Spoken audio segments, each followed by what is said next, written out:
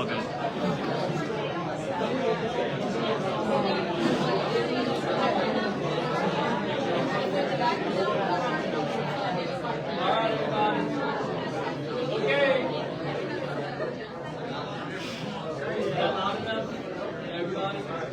We don't have mics on us right now, so if y'all are sitting in the back, you can come up a bit, hear us better.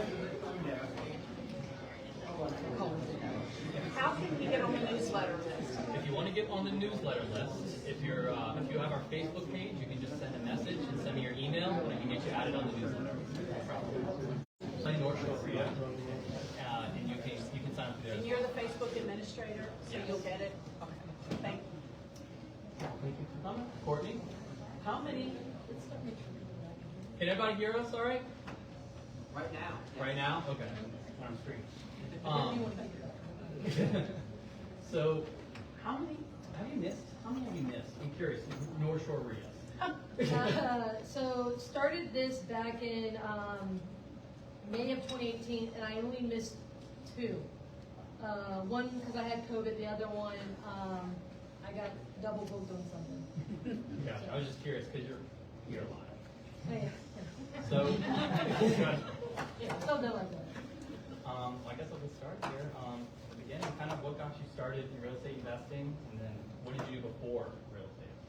Yeah, so what got me started, I jokingly called it a quarter life crisis, where I did not believe that the government would, I didn't want to depend on the government. I didn't want to depend on an employer. I didn't want to depend on like anyone else for my retirement. So I didn't have faith in that process, right? So I started asking some big life questions. What do I want to do? So my background's in the nonprofit sector. I didn't go to college. And so I lived overseas. Some of you know I lived in Thailand in 2013. And then when I came back, I had some odd and end jobs. And then I got introduced quickly to a job that was in the real estate industry. I was a property manager, but I managed a marina for an apartment complex corporation over in Slidell.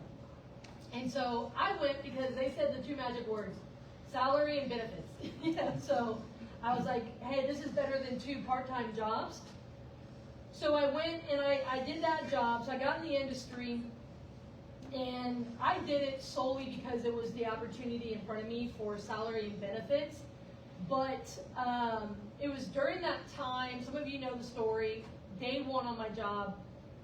This is over in Oak Harbor in Slidell. Day 1, I went in as the assistant harbor master, so assistant property manager for a marina. And the harbor master had cancer, and on Mondays he would go get chemo. And day 1 was a Monday when corporate flew in from California, because it was an apartment complex corporation based out of Cali. They flew in to come do my paperwork, and I watched my guy who was doing my paperwork's face go white when he got the news that the manager went into, for his chemo, he went into, like something happened. He responded bad and then poorly to I think they just did a different type of chemo or something. He died that day. And so the guy looked at me and was like, I'm going to throw you in the deep end. And because every other property they owned was an apartment complex, this was their only marina. And so he was like, figure it out. That was supposed to be your training, because they had no processes to train me other than him. And obviously, literally day 1, they lost him. And so I got instantly promoted the first day of my job. It was 40% occupied, and they had a 1-star review on all the voting sites. And so then they were like, figure it out. So I put my head down, and within 2 years, I had it completely full and 5-star reviews on all the sites that matter. And, but to that, I mean, I was leasing, I had to learn how to evict someone who had a boot, I was, hiring contractors to renovate the marina, stuff like that.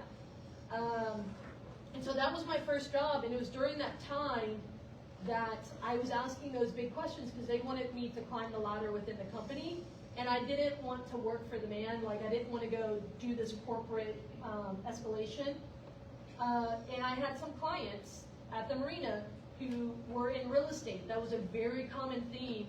One day, particularly, I had a guy come in who was particularly wealthy. He was bringing in a 50-foot power yacht, and he had told me he had just put a 70-footer behind his house.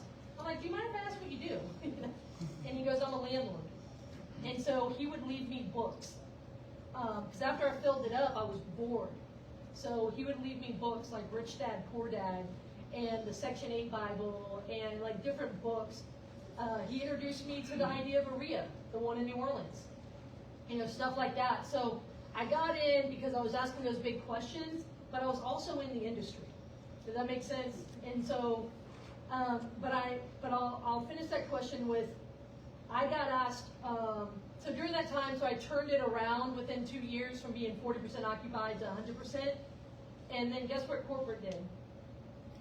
They put a sign out front for sale, right? Because they tried selling it for years, but they couldn't because it was, you know, not performing. So all the time during there, my salary never went up. So I'll say it, I was paid $25,000 a year. And so it was like nothing, right? And I worked my tail off. I added like 6 additional slips, and I was about to convert the extra lot into self-storage.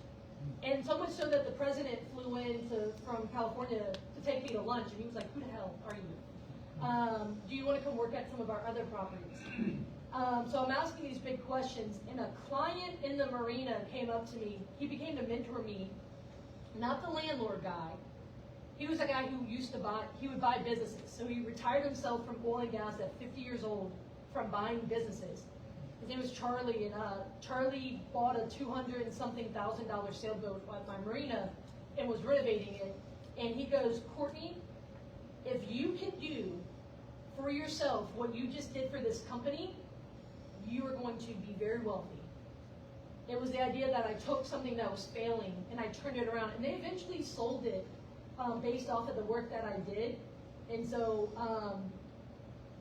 but my salary never went up. So there was a level that, Robert Kiyosaki talks about this, it's the minding your own business. So when you work for someone else, you're minding their business. But when you do investments for yourself or you work for yourself, you're minding your own business.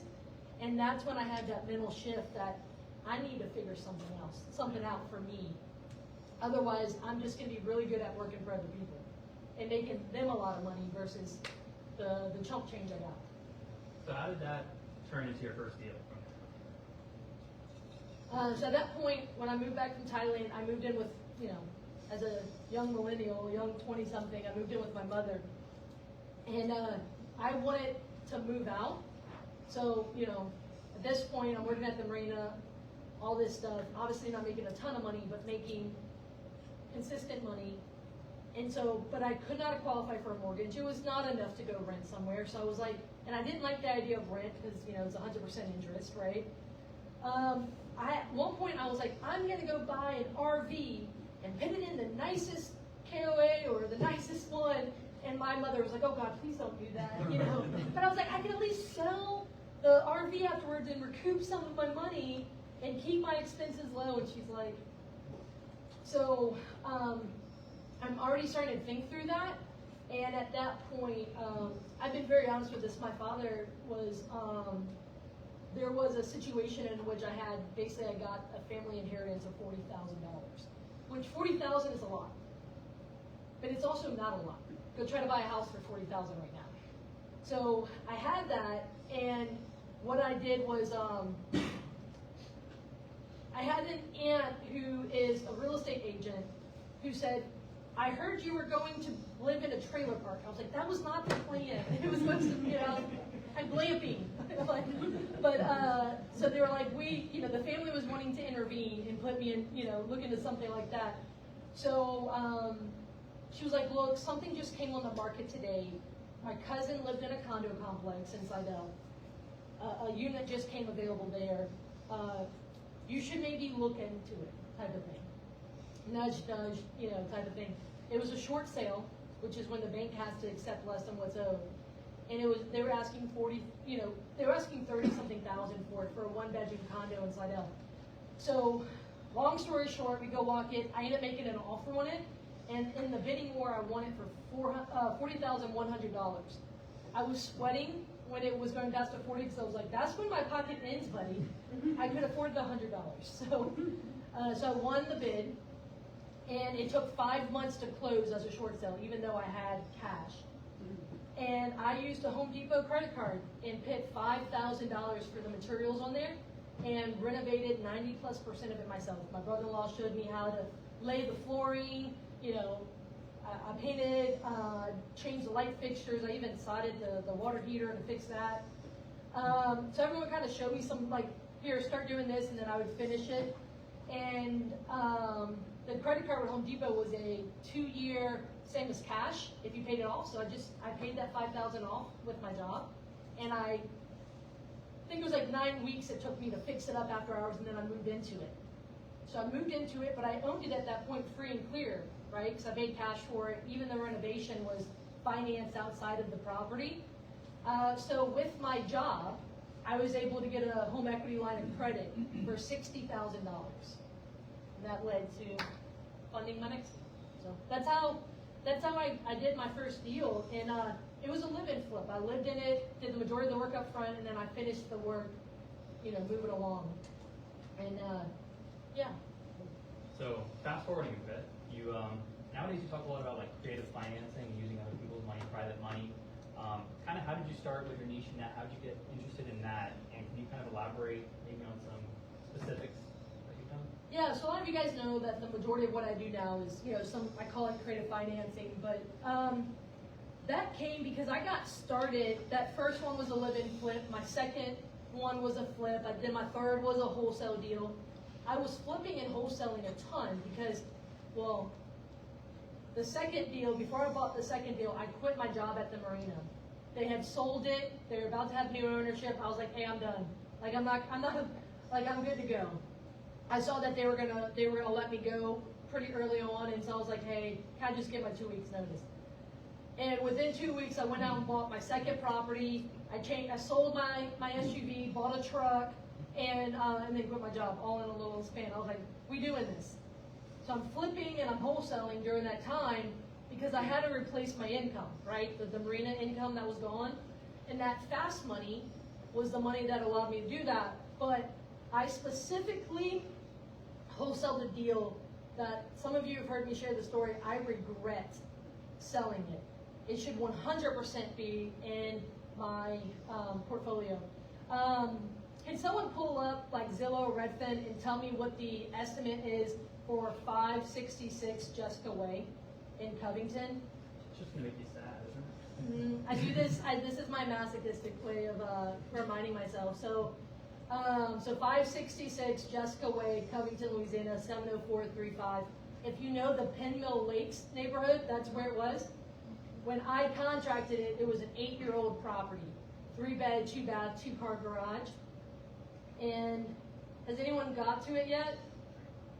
What's the estimate? So the Zestimate is 251, 252. I was under contract for 92,000. But up until that point, I only knew how to get access to money from individuals for like a 6-month to a 1-year basis. And so that property, it pissed me off enough because I couldn't get access to longer term financing. I was self-employed, so banks weren't touching me. My line of credit was only 60 grand, right? And then if I could get the money, the 92 plus it needed for a rental, probably 15, 20 max. I could have gotten, I couldn't get that past a year. So because my skill sets were limited, I wholesaled it. And I think if I remember right, I made $17,000 on a wholesale. I sold it to a flipper and he renovated it and he flipped it. Solely because I didn't have the longer term funding options, and it made me mad enough to say, how can I do this so that next time that's not the case? So that's when I went and learned about 2 things, creative financing. And so when I say creative financing, I mean utilizing the seller. So that woman, what I know now, 100% would have financed it to me based on what I know now. Jonathan, remember, the woman was a hoarder, and I pulled up to the closing at back then with them at the title company, and she was in the U-Haul with me, and I let her out to go to the closing, and I had to go figure out in downtown Covington how to park the largest U-Haul, and she was crazy as hell. And so, excuse me, but like there's a level there. They all remember her because I was like, make sure she's of sound mind. Because I didn't believe the cat existed until the morning of the closing, when it almost ran out the door. I said, it's actually alive. I didn't think it was real. But the reality is that I either will use a seller, like that woman could have financed it to me. She owned it free and clear except for a few judgments. Or I use their existing financing and I take over making payments on their behalf. So that's creative financing, or the other means is private money with real individuals where it's someone who has money that they want to put to work. And so it forced me to go learn those skills so that when the next opportunity came, I could take advantage of it. But in that moment, sure, I'm happy that I made $17,000 on the assignment fee, but I'm not happy. And so I have permanent burn marks on my bottom from when I look at the numbers of what it's worth today. But it fuels me up to know. It reminds me that the level of the deals that I do are directly related to my skill sets. And so if I want to be able to buy different, more deals, or, I've got to have better skill sets. Does that make sense? Really quick, can you talk about what you meant by taking over payments? So when I take over payments, I'm doing a ton of this now. It's buying something subject to the existing loan. A lot of folks have the historically low. The lowest I've seen is 2.25% interest rate. But for example, December 14th, I just bought another property subject to loan that had a 3.125% loan. And so I bought it, and I'm now making those payments for the life of that loan. And so there's a ton of historically low interest rates, and that's one of the ways I can legally and ethically manipulate the market right now. So when you're looking at a property, how do you kind of decide which strategy might be best for a particular property or situation with the owner? How do you kind of look at that? So do you mean the strategy in which I buy it or the strategy in which I sell it? Both. So when I buy, it is strictly based on the seller situation. Because at the end of the day, a lot of people will go learn like buying something subject to. Some of you just heard that for the first time and you're like, oh my gosh, how do I go learn more? Google, how do you do that?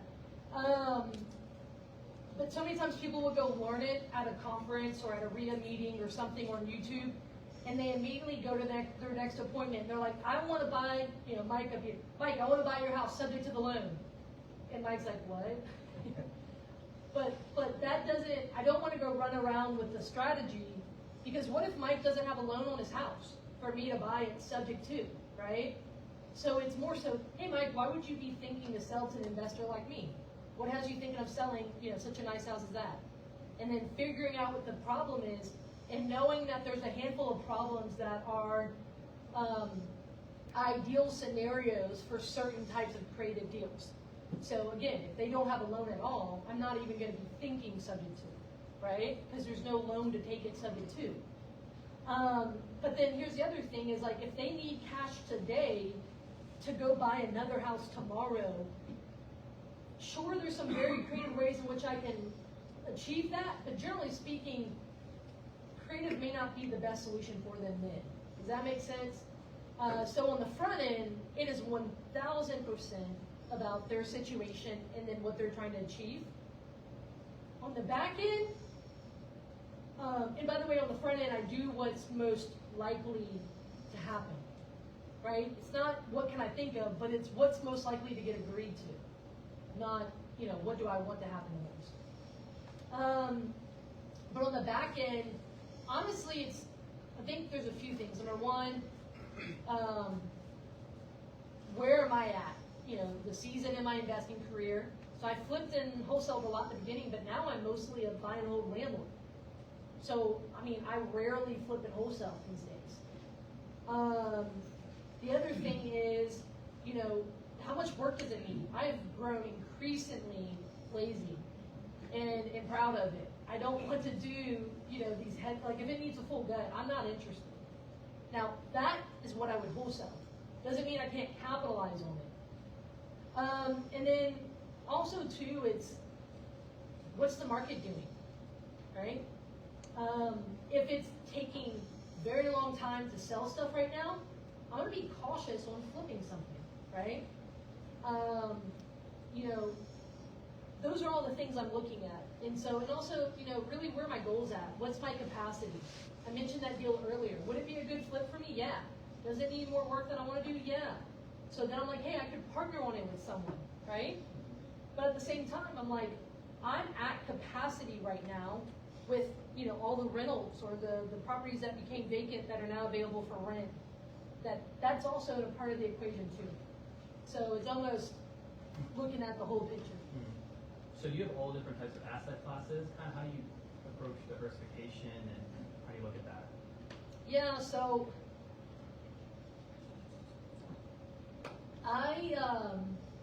when I got started, I did the deal that was in front of me, which was predominantly single-family houses. And then it grew into small multifamily. And then it grew into you know, land with mobile homes on it. And then it grew into just land, small lots. Then it grew into large acreages. Then it grew into mobile home parks and RV parks. Laundromat? Yeah, the laundromat. So I've always kind of dealt with the deal in front of me. I used to say I was agnostic toward the type of property. If it was a deal and the numbers made sense, I'd do it. But now, since 2020, I've been restructuring my portfolio to now where I am predominantly a single family person. Everything that I have that is commercial or does not define, so I have what I call my legacy properties, which are, you know, 1990 or newer, 3-bedroom, 2-bath, minimum, you know, 1,500 square feet, can get $1,500 a month in rent, in ideal neighborhoods, maybe in the good school districts. Like, those are my ideal properties. That's what I call a legacy property. I own properties right now that do not meet that criteria.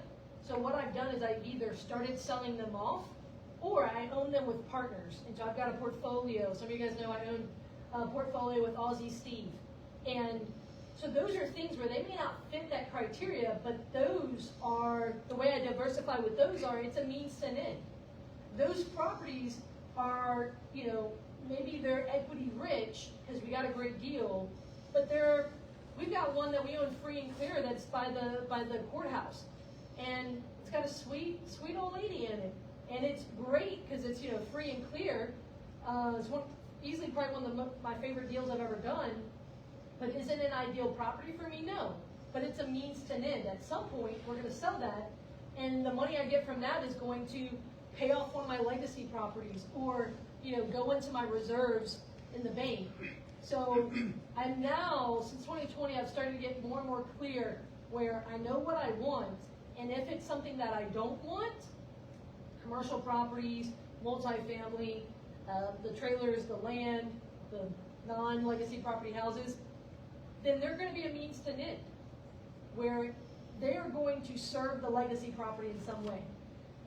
So that's how I think about deals right now, and which is why I've, you know, scaled with some partners. So there's some diversification there. There's some shared responsibility, some shared risk.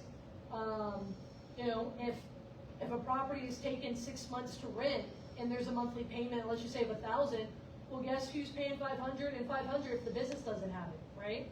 Versus if I owned it by myself, it'd be, you know, and the business didn't have the money, I'd be paying $1,000, right? So there's a level there. I'm thinking about it. Diversification, not only in the different types of properties and the partnerships, but I'm also, you know, the different assets.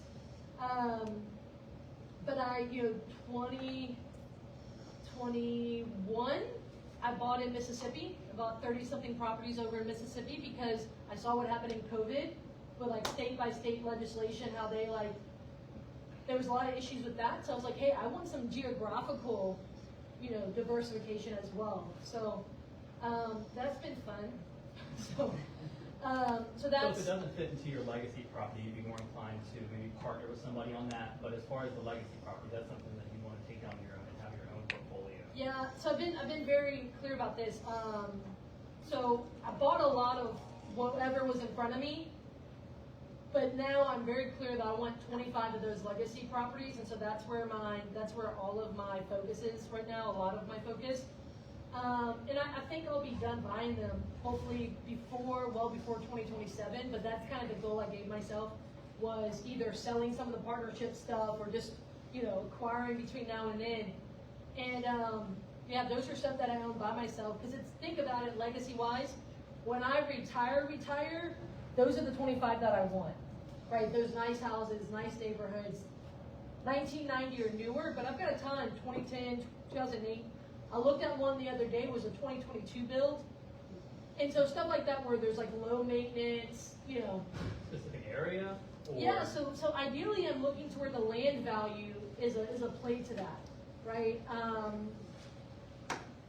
I'm not looking for somewhere where the land's worth $5,000, right? And here's the other thing I'm looking for, I'm worth 250 to worth 350. And so the idea there is, that is what, when I exit the partnerships, when I exit the other stuff, like that's what is I'm gonna live off of. And so I want them to be nice houses, nice areas, and that's my personal goal. So everything else is meant to serve that. So kind of changing gears here a bit, can you kind of talk about a specific challenge that you've encountered in real estate and what you've done to overcome it? Deal-wise or just career-wise? Career-wise, actually. Okay. So I listened to everyone and their mom that was a guru that said, you need to do 1,000 flips, or like 1,000 deals. And you need to do 100 of them a year, and you need to have a large staff, and you need to scale. And so I chased that for a long time, where I'm doing volume. So that's when I was flipping and wholesaling. I'm like chasing volume because, everyone else was doing it, right? Like if you don't own 300 houses, who are you? And I was doing that, but it really, the joke was I used to be a CrossFit coach, and when I got into this, I had like maybe one ab, but I obviously don't like anymore because of the stress of the business, right? Because what did I do? I paid what I would call the blank check to get whatever success looks like, and whatever it cost, But then all of a sudden, I really hit a wall in 2020 where I was like, I don't really want this. I don't want to do 100 deals a year. I don't want to own 300 rental properties. I don't want, so it was during that time that I had a business partner. We were about to hire a business coach. We were spending at that point $7,500 a month in marketing, which in some markets that's not a lot. In our market, that's a lot. Mainly trying to go off market, finding sellers who wanted to sell at a discount. And I was just, turning and burning, trying to do all this stuff. And I hit this wall in 2020, and thanks to COVID, I had the chance to kind of pull back, slow down, and think. And I was like, I absolutely do not want this. And so in some capacity or other, I had 7 people who were doing things for me. Whether it was acquisitions, whether it was like a land division, whether it was helping me dispo deals, it was managing some of the projects, it was partners, things like that. And I was just like, I felt like I was letting people down. I did not like the idea of having the overhead of a team. And so during that time, I really pulled back. I asked some big questions, and then I really said, this is not what I wanted. So I remember I did a vision board during that time, because that's what all, ambitious entrepreneurs do. And I put right in the middle that success for me is when my family sees me more than my work does. So your work could be my phone, my laptop, my like sellers, whatever. Because at that time that was definitely not the case. And I was like, that's what I'm striving for, is where I'm home more, I'm with family more, I'm doing that stuff than 80 hours, 100 hours a week without them. So in 2020 I started to scale back, and so the opportunity came for me to buy that one partner out of everything we own, and so I pulled back. It was just me for a while, and since then I've scaled with some other partners, but not like one partner with everything. It's like got a portfolio with this partner, I've got a portfolio with these partners, and then this partner, and then I've got my stuff that I have alone. And it's allowed me to scale with them, and then I get to leverage their staff. I get to leverage their skill sets. I get to leverage their efforts. And it's more so shared responsibility and shared risk with them, not an overhead of a team that's, doing all these things. So that was something that was really big, of how big did I want to build the beast. Because everyone sees the people on YouTube that are doing, 50 deals a month or whatever they say they're doing. And there's this level that I kind of got into the sport of business, and I call it keeping up with the real estate Joneses. I was like, oh, well, I feel like that was all that they were doing, that you can do, that you should do. And then I started meeting what I respectfully call the gray-haired guys, and when I met them, something in me kind of stood up and was like, that's how I want to do real estate. And so then I just started getting around them more, and it gave me permission to pull back. These are the guys, like for example, John Schaub is one of my 5 top mentors. He wrote the book Building Wealth One House at a Time. And who will, remember I heard him say something one time at a conference in Vegas. He goes, you can have, 15 houses and be good. I'm like, are you telling me I need to sell 40 plus or whatever, 50 plus properties right now and like downsize to that 15? And he goes, at first he was like, no. First of all, he goes, how old are you? Like, okay, he was like, no, I was buying everything, not like when I was your age. But there's a reality there that you want to be mindful of comparing yourself to other people's journey. Because some people would do completely fine owning 5 rentals. Some people, they're not going to sleep well unless they own 500. I would have secondhand stress owning 500 or hearing that you own 500. And so a big journey I went through is having to define for myself what I wanted, not with someone on YouTube who told me what I should want. Did you do that through practice by doing it? How did you kind of get those clear goals? Oh, well, I definitely feel like I did it wrong in the sense of like, I was going a path that I thought I should go, but then I realized very quickly how much I didn't like the results it was giving me because of the cost it, cost me. And then I met folks who were doing it at a different speed, and they were arriving at a different place, and I really loved what they had. So I've got, I talk about them a lot on social media and stuff, but it's the 5 main mentors I've had. But a lot of these are the gray-haired guys, I respectfully call the gray-haired guys, that have been investing since the 60s and 70s. And they're all in single family now. And sure, they've had some commercial over the years and stuff like that, but they're predominantly single family, predominantly creative real estate investors. And then when I met them, something was like, I want to do real estate like they do real estate. And it went from, I'm not chasing luxury, don't get me wrong stuff, but like, guys, I have a Toyota outside. Like, I'm not chasing, that's not what I want. I want freedom and peace. I want time freedom. I want, the idea that I don't have to go work today. We just booked a 2-week trip to France for this year. Some of you guys know last year I went on the longest trip of my career as an entrepreneur. For 3 weeks, I just turned my phone off and went to Asia. And that was huge for me. And that's what I want. Like, you can keep the Lamborghini. How did your properties do when you left? How did that? So I have all property managers, but one of them did cause us issues to the tune of like 15,000+. But it's like, of course it's going to do it when you leave. But guess what?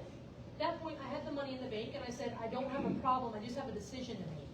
Fix it, right? Like, that's what we have reserves for. That's what we have management for. And they stepped in and fixed it. So you were talking about partnerships and stuff like that. You started the REIA. When did you start the REIA? What year was that? 2018. 2018. So how does starting REIA and attending local meetups and stuff like that? How has that helped? Have you found partners there? How have you allies? How's that? Yeah. So some of of you, who of you was for the very first meeting in 2018? Was there anyone in the room that was here for that? I don't think so. I invited my mom because I didn't think anyone would come. I kid you not, my mother came. There was like 18 people who attended. And I had no idea, but I just wanted to get in a room of like-minded folks. I had no idea what it would turn into. And I have done deals with plenty of folks. You know, whether I sold them a deal, I bought a deal from them. I've got folks in here who have managed my properties, who have done the closings, who I have met people who will, you know, who have lent me money. You know, I bought deals from them, right, or stuff like that. But then I also, you know, all three of my business partners at the time, well, technically one of them's a father and son duo, all four of them, I've met them through the REIAs. And so it was getting to know them. It wasn't like day one, like, let's partner. No, it was by every month seeing them at the meetings and going to the restaurant afterwards and getting to know them and being like, hey, I really like how they do business. I really like how they show up. And so it's through getting to know folks that, I mean, I've done Mardi Gras with folks, you know, that I've met through REIAs. I've attended conferences out of state with folks. I've, you know, all different types. I've invited people over to my house for Christmas parties or to, you know, for a double date or something like that, because it's like-minded folks. And I'm not gonna lie, you want to build relationships with folks who are aiming to go to the same place you are, because when you get financial freedom, everyone else is working a job and they can't go to France for 2 weeks either. Like, you know what I mean? Like, you want people who can do those things with you and have a shared language of like what you're trying to achieve, you know. And so the REIA has been a huge place for me to just find friends, and the word ally, you know, that trying to mutually benefit. I mean, that's a huge part of it. Cole, we met through here. And so those are just all things that I'm a huge fan of these. I attend a lot of them. I go to the West Bank one frequently. So they just, my friend Mike just started the one in St. Bernard. I go to that one now. It's been going on for a year. I've gone to like, that one's in Baton Rouge, one's in Mississippi. You know, I've gone to a ton of those. And it's built into my calendar because it's like, I appreciate what these meetings do for me relationally, education-wise. Before I started buying in Mississippi, I went to one in Mississippi to start learning. Who do I stay away from? Who do I get to know? Like, you know, what's the bad side of the tracts and Gulfport? That's one thing that I want to go over there. How many miles do you put on your car a year? How many miles? I did track this. 25,000. So it's a lot, but not a lot. It's almost double that. Yeah. It's a four-cylinder by design.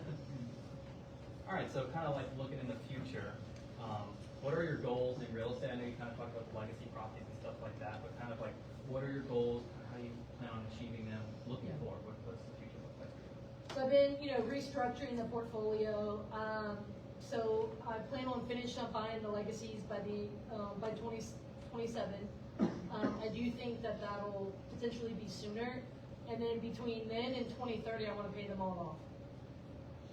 Which some of you just formed in your seat when I just said I want to pay them all off. I mean, hey, that's like Uncle Dave's cheering you on. Well, no. So, who here has ever heard the term good debt? Right? Good debt is the idea of like when someone else is paying for it. I am frequently buying property. So the one I bought on December 14th was a 3.125% loan that I took subject to the loan. And it's got 27 years left on the loan. And the understanding is I'm going to pay that thing off for 27 years. And because it's cheap debt, right? Within my actual plan, that is some of the stuff I want to pay off first.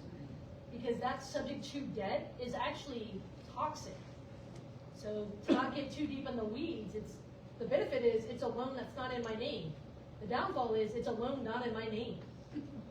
Ask me because I've had them die. I've had them move, you know, go different places. I've had, you know. The owners?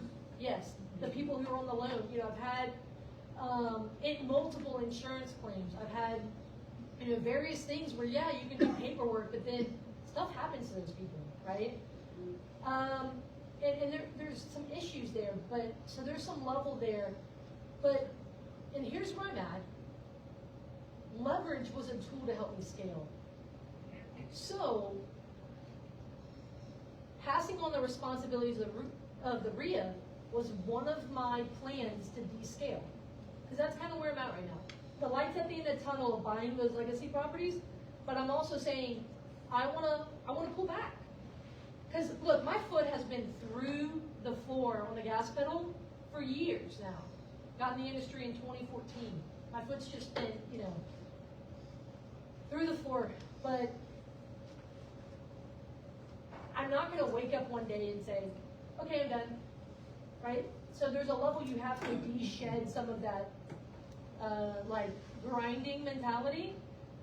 So right now, a big part of my goals for tomorrow is how can the lights at the end of the tunnel to buy the legacy properties and then to start paying them off. A part of that is descaling. It's pulling back. So part of that was bringing on Cole to run the hosting this, was because this is a big commitment in my schedule. If I want to go to France for a few weeks, part of the concern is I'd have to be here, right, to run this. And that's all a part of the plan. And so when I think of descaling, leverage was a tool to scale, like to buy like all the properties that I've bought over the years. So part of what I want is to descale. One of my 5 top mentors, he told me, he said, oh, well, he didn't tell me, but he has a saying that's like the greatest threat to your rental property is a monthly payment. Think about it. How many of you guys have rentals and they have taken longer to rent right now? Every property manager I'm talking to is like, yep, things are taking longer to rent. Well, imagine if you had a monthly mortgage you had to pay on that, right? That's tough. So for me, I am thinking, how can I descale? And some of you may say, Courtney, you're crazy, that debt is so cheap. And I'm like, you don't understand. Single family homes are a game of inches while you leverage, right? It's a game of inches. I want to bring in keys as fast as possible. And so I say, that's where I have a plan between now and 2030 to sell off the properties with the partnerships. That is going to go towards a means to an end, paying off more of those legacy properties, things like that. Fueling up the reserves for things like when it needs a new roof or an AC or, when the property's sitting vacant and they have to get paid.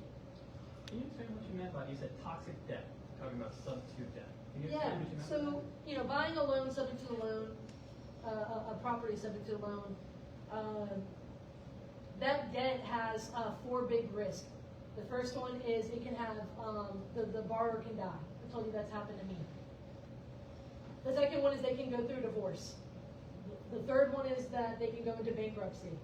And then the fourth one is, in that loan, it actually says if the title transfers but the loan is not paid off, the lender has the right, not the obligation, but the right to call it due.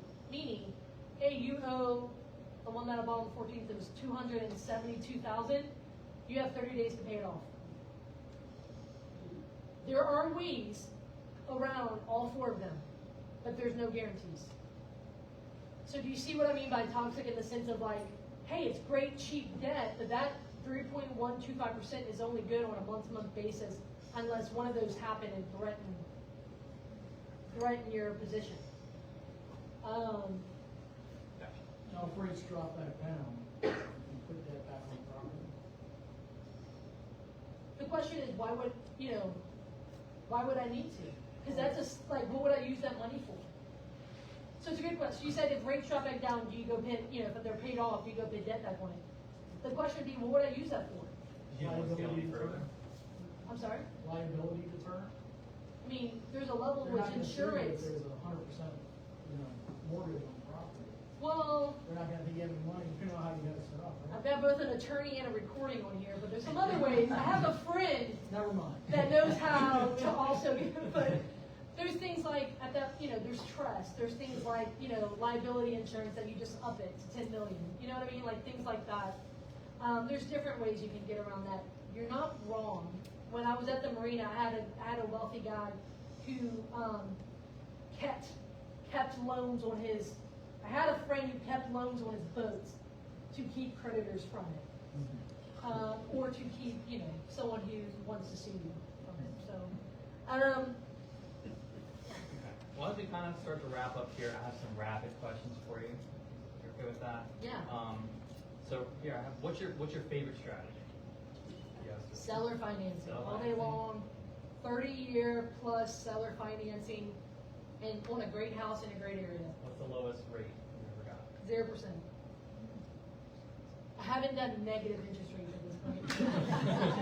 Hold on, I'll That'll be try. something. What's the fastest you've ever closed on a property, like after launch? 3 days. How did you manage that?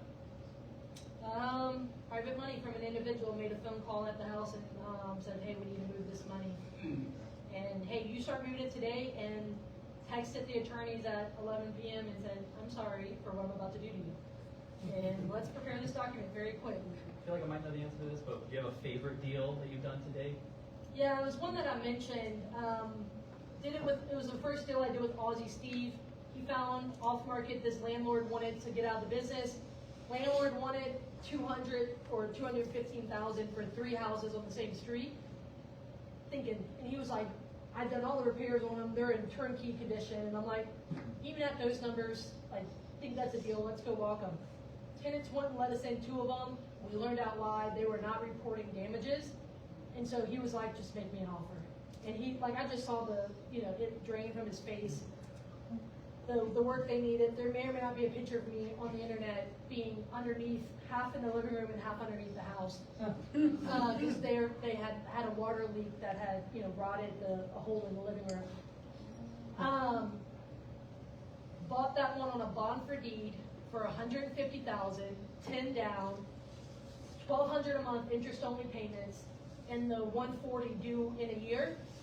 So we bought those in November of 21 or 20, yeah, 21.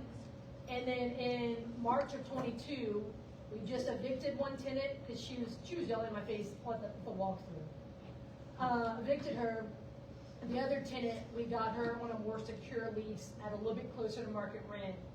Did not, other than, the owner went and picked plywood at the closing, and we sold the 2 worst ones for $151,000 in March, just structuring the lease and evicting one, and we own the 3rd one free and clear.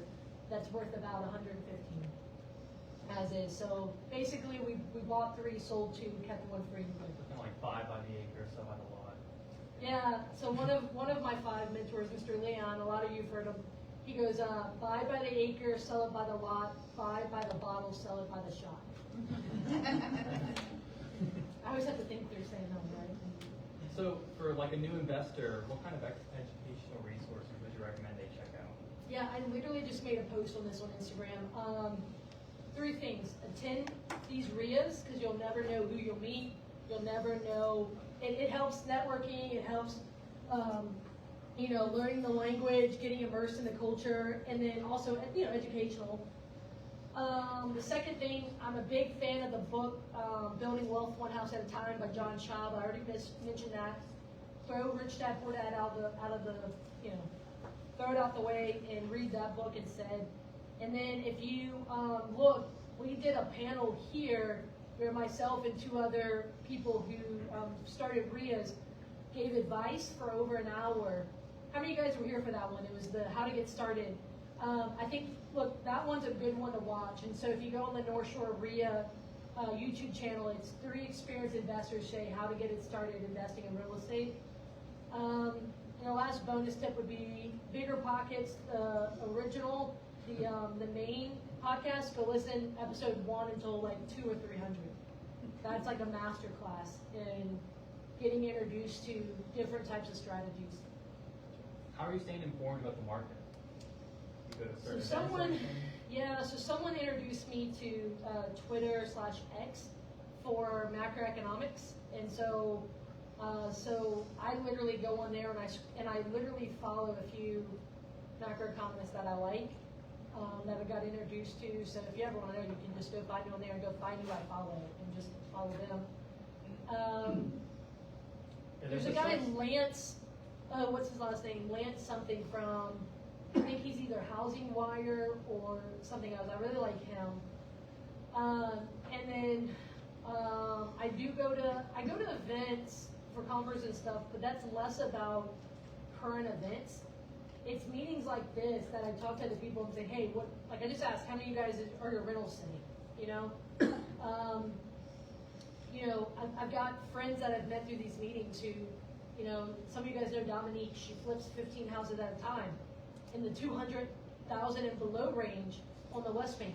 She has completely came to to a halt with some of those, and so it's like that is someone who's in the trenches.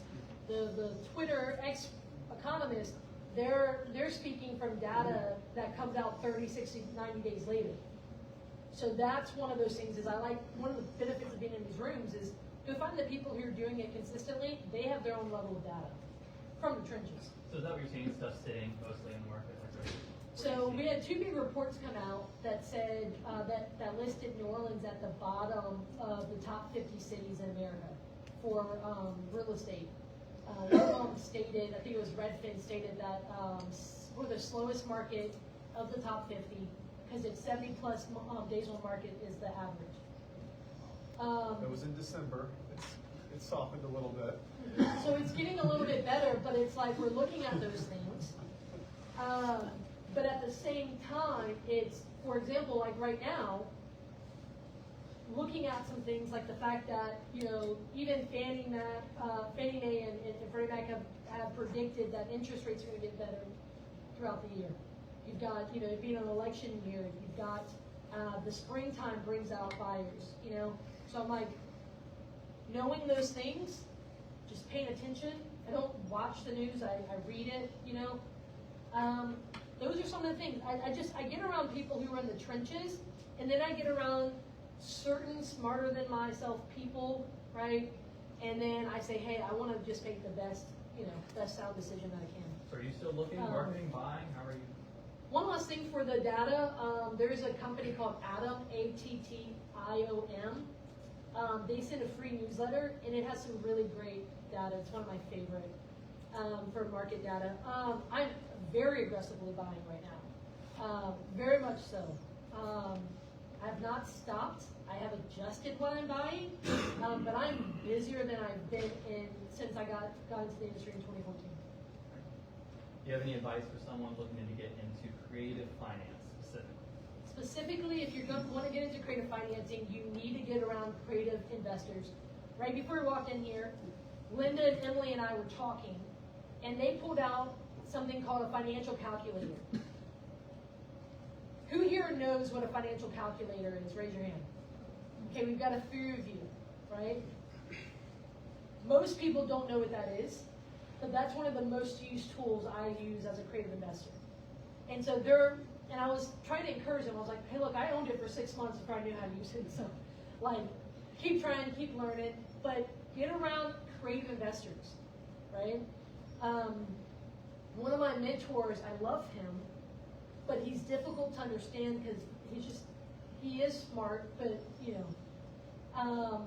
And so for me, it's just, I get around him almost like, let me bang my head against the wall until it starts seeping in. You know, like, I only retain so much when I go learn from him, but it has made me, he is the #1 influence that has made me a better deal maker. I go spend 4, 5, 6 weeks with him throughout the year, and every single time I look at deals differently. Every single time it gets me, wait, hold on, I need to call this person because I think now I can actually solve their problem. So the #1 thing I recommend is just go get in the creative finance, like go get around other creative investors because the shared language, you know, the way they look at stuff is completely different than how normal people who use bank loans or who use hard money or who use, you know, even like, you know, DSCR loans or, you know, all those things which are not wrong. It's just a different way of looking at things. If you want to play around in the financial calculator, you can just go to the App Store and type in 10B, and it's 2 I's, I, and you can download. It's like a few dollars. Yeah, it's like $6. Yeah. Yeah. So as we're starting to finish up here, looking back on your whole real estate career, your whole journey, is there anything that you change or do differently? Do it exactly the same? I mean, I buy Jessica. Yeah, there you go. Yeah, right.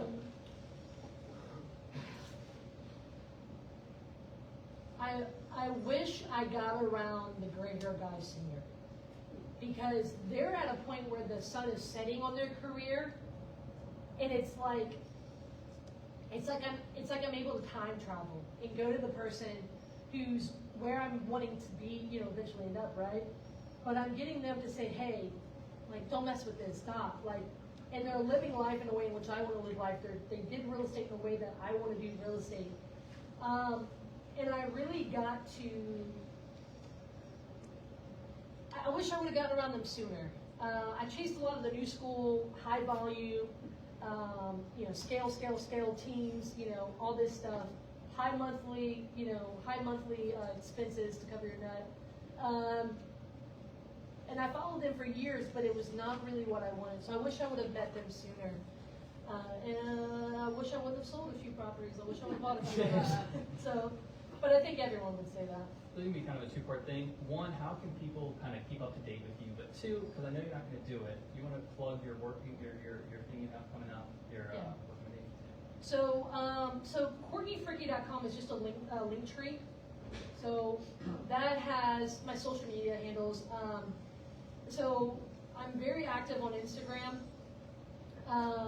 and some other places on there. So that's all on there. If you want to sign up, I have a newsletter. I just did my first one. Some of you guys saw it. Did some of you guys receive that? I did it for the New Year's. That's when I plan on sharing just a little tidbit. And then, so I may share like some market data that I saw that I thought was really interesting, or I may share an article that was really good, or a video that I just saw, or a book I read, or something like that. But then below it, I'll share, for years you guys have asked, what conferences am I attending? What are some good things like that? So I shared, I think, 9 different ones that I'm either speaking at or attending,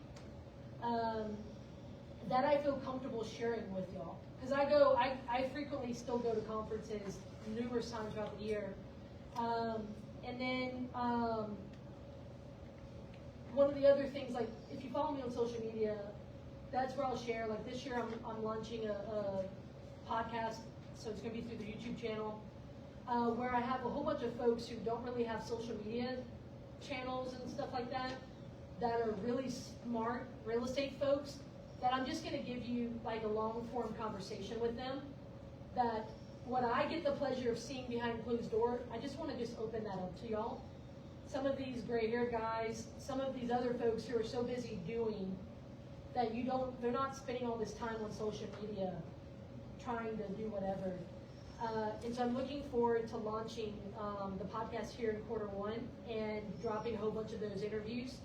And then it's kind of going to be like Joe Rogan, long form, routine conversations with a handful of folks, and then a few new people sprinkled in.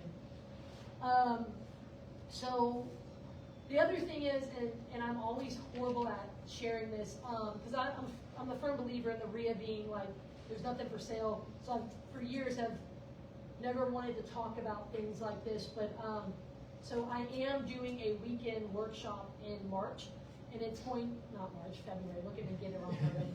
February 24th and 25th, where it's a 2-day, Saturday and a Sunday, and it's on Zoom.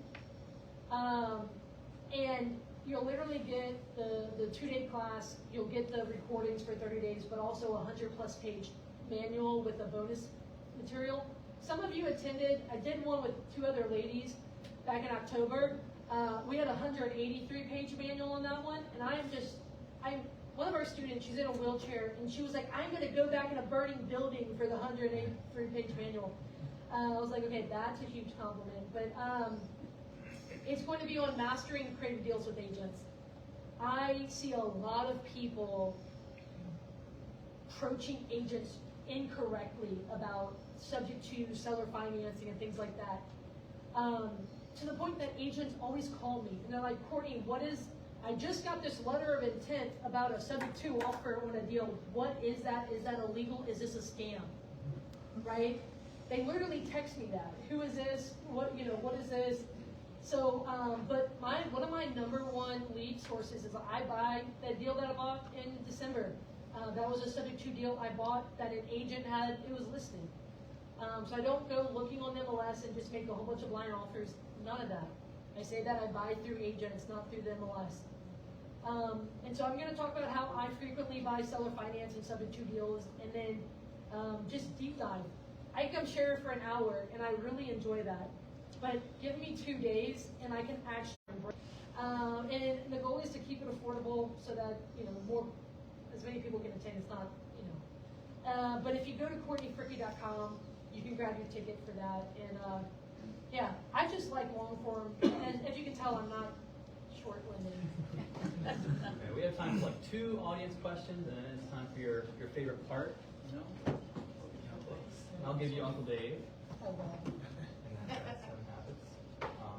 So, anybody have any questions? Like 2? Anybody? Or we're gonna have to come up. Okay, we got one. We got probably be something too. What do you do when they get divorced, die, or whatever? So the issue.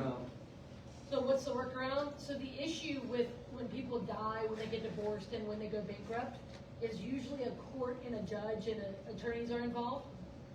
The workaround is, number one, if you can get in front of it as much as possible, generally speaking, you're going to, it depends the severity of the situation. So for example, if they go bankrupt and they have all these other assets and debts and things, but or if they get divorced and the house was the only thing they had, it's different, right?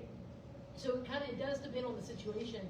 But you can do things like hire an attorney to go represent you and let them explain how the house is no longer a part of their assets, in a bankruptcy. Or you can explain for a divorce that, hey, yes, the debt is in their name, but the asset is no longer something. Because with a divorce, they usually say you get the house, you get the car, split stuff up. So you can generally get an attorney to go represent you to explain what is going on. Because you can explain to them what a subject to is, but I can promise you a bankruptcy attorney, a divorce attorney, a succession attorney, most likely are not familiar with that type of transaction to the point in which they're going to understand what you just said. It's going, it's just not their field of expertise. And so then if you can have, I find that they don't respect me telling it to them, but they'll respect an attorney like John sitting over here in the second row, sitting them saying this is what happened. The asset is no longer in the estate, XYZ. That is one way you can go about it. The other one is you can restructure the paperwork, so if they die. So let me just say this. If you bought it subject to the loan, there's an entire set of paperwork you do at the closing. One of them being you have a limited power of attorney to deal with the house. So I do an insurance claim on it, which I did one last year for a property. I've got to utilize that limited power of attorney to go cash that check, right? Because the check's going to be made out to the borrower and then the lender. And you've got to work through all of that and navigate it. That limited power of attorney does not go past, it does not survive their death. And so I've actually had to get the heir to sign, basically, thankfully the one where I had died, there was only one heir. So we did paperwork in which, it was a power of attorney, a limited power of attorney through the heir and through the estate. And so there's some workarounds paperwork with it. Yes? Do you build in mitigation clauses? Mitigation for what? Well, like if you're doing a build in a mitigation clause, if something goes wrong, you're required to go into mitigation before you go to court.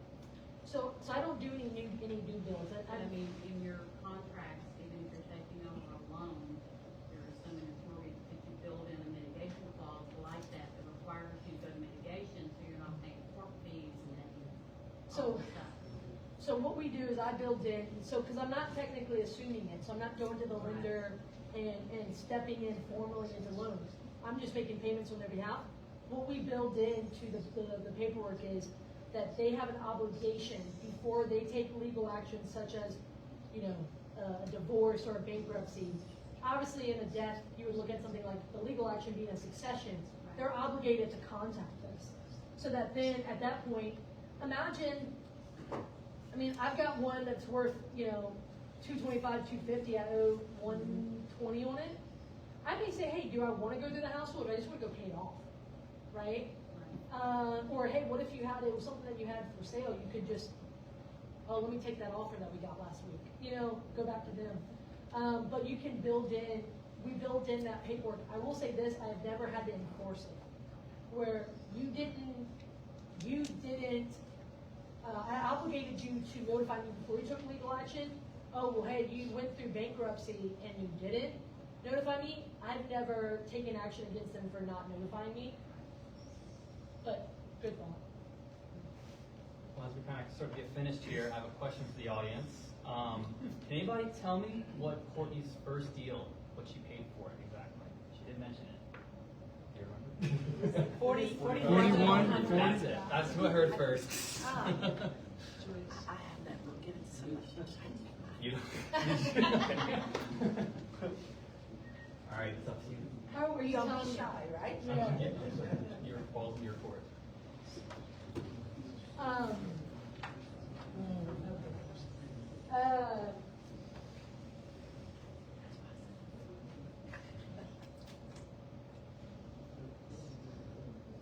hate this part, and I I know always you do. delegate it for this reason. Who here is it your first time here tonight? All right, so for of you, whoever first can come up and grab this book, it is. There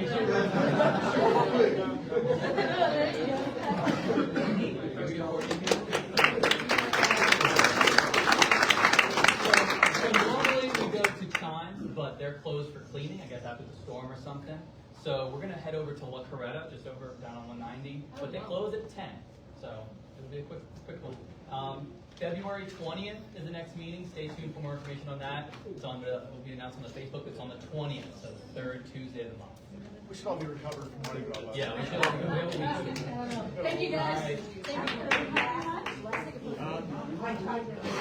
Thank you. Appreciate it. Thanks.